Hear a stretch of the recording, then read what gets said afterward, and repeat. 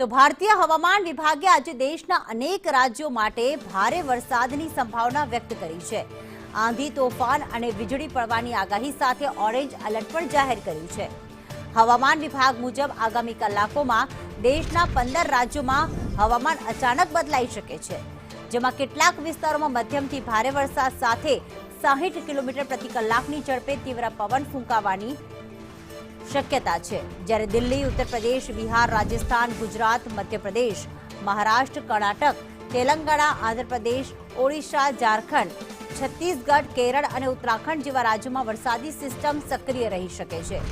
આઈએમડીએ લોકોને ચેતવણી આપી છે કે આંધી તોફાન દરમિયાન ઝાડ, વીજળીના થાંભલા અને જર્જરિત ઇમારતોથી દૂર રહેવું, અનાવશ્યક મુસાફરી ટાળવી અને સ્થાનિક તંત્ર દ્વારા આપવામાં આવેલી સૂચનાઓનું કડક પાલન કરવું અત્યંત જરૂરી છે।